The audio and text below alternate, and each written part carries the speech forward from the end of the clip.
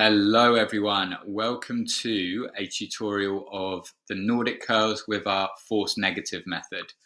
Now I'm going to click play because I've got a bit of a unique setup here for my Nordic curls in the backyard at the moment. But as I do this, I'll explain what we're aiming for in the Nordic curl. First thing we're going to do as someone just starting with the Nordic curls is we are going to understand that I'm not asking you to do a full Nordic curl.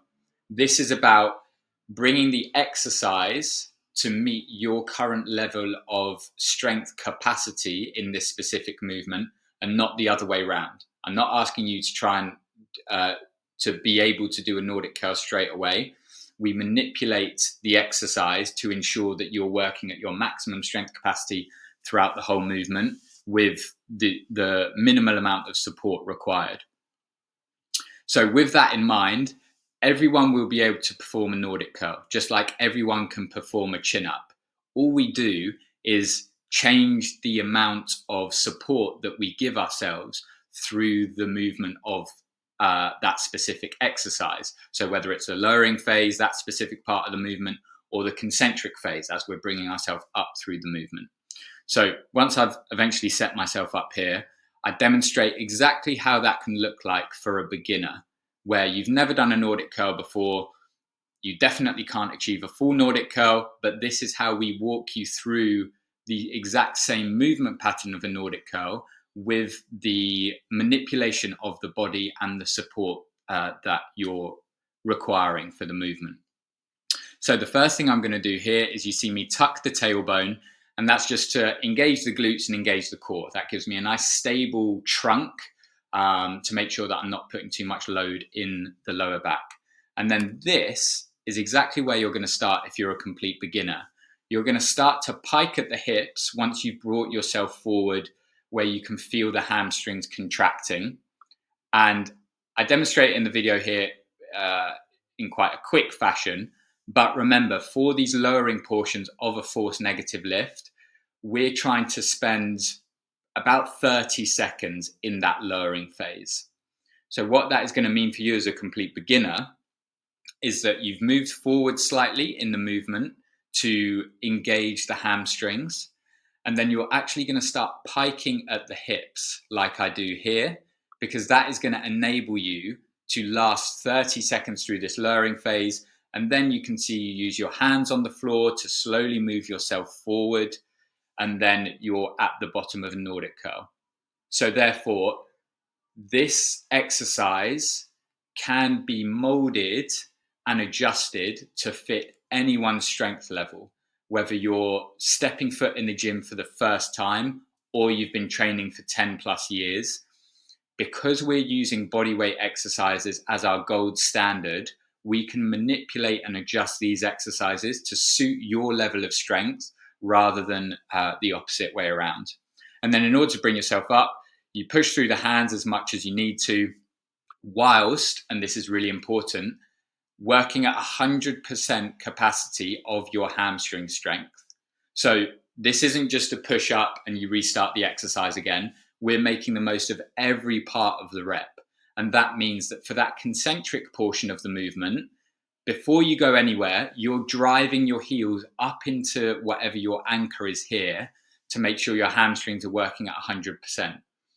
Then let's use this arbitrary example and say that your hamstring 100% work gets you here. You would need an additional 50% of effort in order to meet the demands of the exercise, which is moving you back up into the top of the Nordic curl. So we have to ask ourselves where that extra 50% comes from, because we know your hamstrings can't give any more because they're working at 100% already. That 50% comes from you repiking your hips and putting just enough effort into your hands to make up the rest of that 50%. So now you're at 150% and you can start moving through the lift. What I would recommend for all of the concentric portions of these top 7 force negative exercises is that we use the 10 checkpoint approach. So your concentric phase of a lift, break it up into 10 different checkpoints, you are going to get the specific muscle group working at 100% capacity. So in this instance, the hamstrings, and then you're going to hit a wall. And that wall looks like you being able to statically hold a position, but not move any further. Maybe you even drop down a little bit because your hamstrings are working at 100%. As I said, in our arbitrary example, this, in order to move you back up through the Nordic, requires 150%. So you move up a couple of inches, you get stopped by gravity and not having enough strength. You then use your hands or pike the hips a little bit, just enough to move you to the next checkpoint. You then get stopped again after a couple of inches because you don't have enough strength output. You put in a little bit more pressure into the hands. Maybe you've gone from on your fingertips to now on the palms of your hands. You get up to the next checkpoint, a couple more inches. You keep doing that 10 times through those 10 checkpoints, and that will guarantee that you're working at 100% of your strength capacity within your hamstring muscles in this case for the entirety of the movement. What we don't want is you moving through any portion of that concentric with your hamstrings not doing 100% of the work. And therefore we don't give as much support as possible through the arms, we just give enough. So in that example, your hamstrings working at 100%, we need 50% to come from somewhere else. If your hands then start pushing enough to produce 80% of the force, well, your hamstrings are now working at only 70%. And that then just starts to be your classic, like 3 sets of 10 work. So we want your hamstrings working at 100% the entire time. And the way we can do this is through those 10 checkpoints. So I just provide another example here of what it can look like to find full range of motion in the Nordic curl. And this shows that everyone can achieve the Nordic curl. Okay. So now I think I start to get into my actual reps, and this will be a really good demonstration to you guys of what we're looking for. Remember, with these force negative reps, there's no rep count, but we're looking gold standard 3 reps, each rep taking roughly 40 seconds to complete. Let me just pause it here. That 40 seconds can be broken up into, let's say, 25 to 30 seconds of a lowering phase. And you're not always going to get this, but again, this is the gold standard to try and aim for. So then about 10 to 15 seconds on the concentric portion of the lift. And this can vary depending on where our area of focus is, but as a rule of thumb, you're aiming for 40 seconds per rep, 3 reps with roughly a 20-second break in between each one. This means each set takes 3 minutes and then you're done. Okay? 3 reps, 3 minutes, and then you're done. Which means you better make damn sure that each of those reps count. You better work at 100% of your capacity throughout the entirety of that 40 seconds, because you've got 3 shots here to make it the best reps, and then you're not coming back to them for another week. So let's look at what that looks like for me.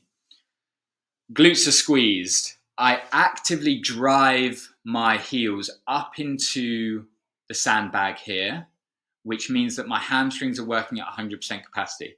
Remember, the force negative is called a force negative because I'm trying to pull myself up, but gravity is forcing me down.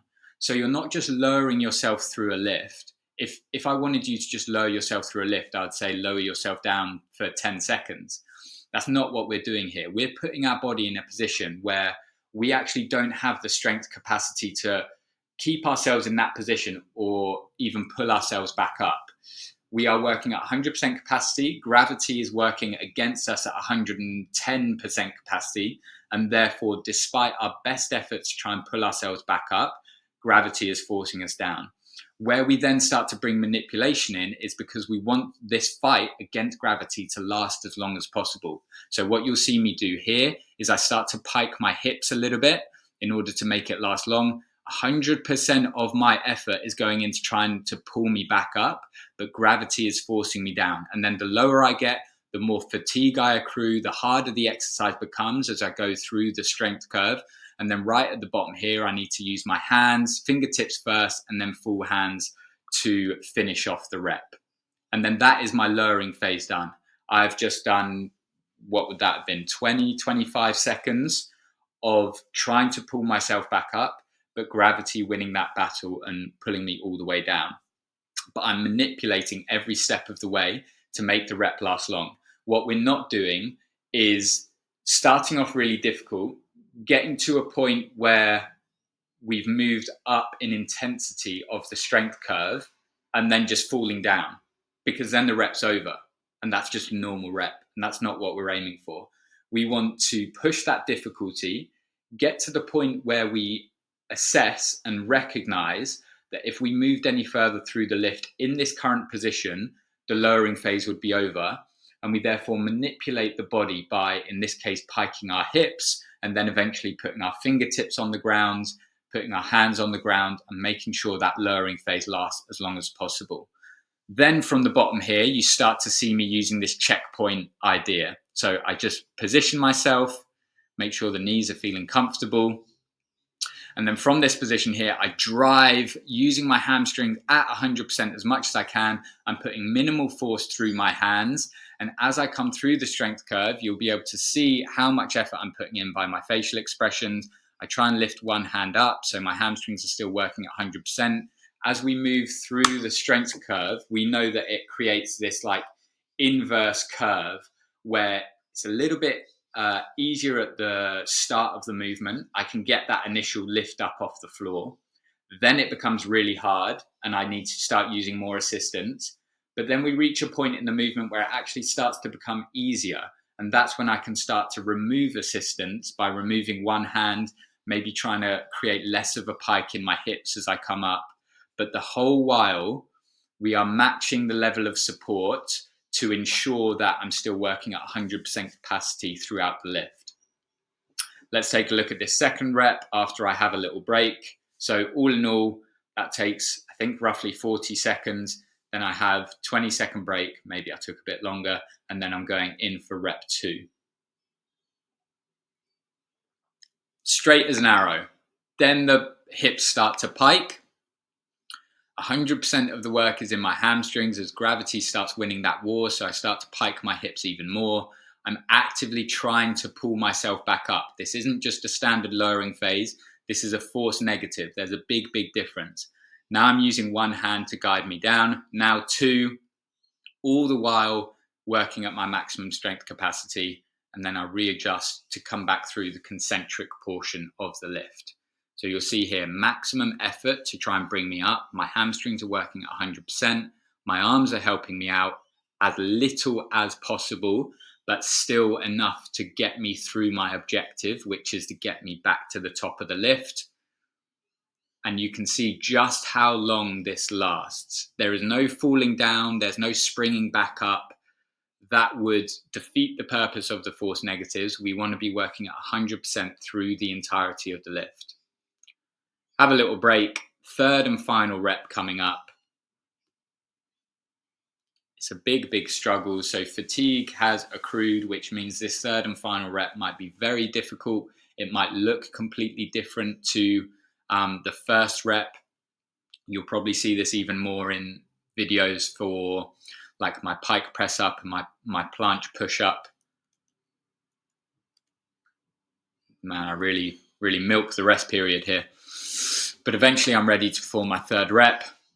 Squeeze the glutes, engage the core, start that lowering phase down. And then I try as hard as possible to hold off until I need to pike the hips. I'm driving my feet up into the pad and the sandbag as much as I can. I've gone for a slightly different tactic here of just piking the hips as much as possible. And then I have to use my hands. And then I'm still working to keep myself up, but I eventually fail.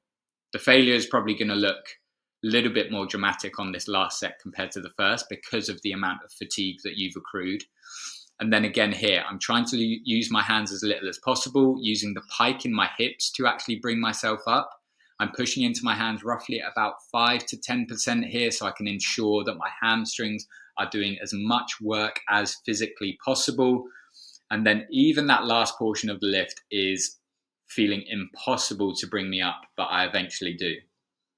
So that is what a force negative set should look like with the Nordics. 3 reps lasting a minute each with those 20 seconds rest included. If you feel like you're falling too quick, that just means you need to manipulate moment to moment to make sure that lowering phase is lasting 30 seconds. If you need any more assistance on this, just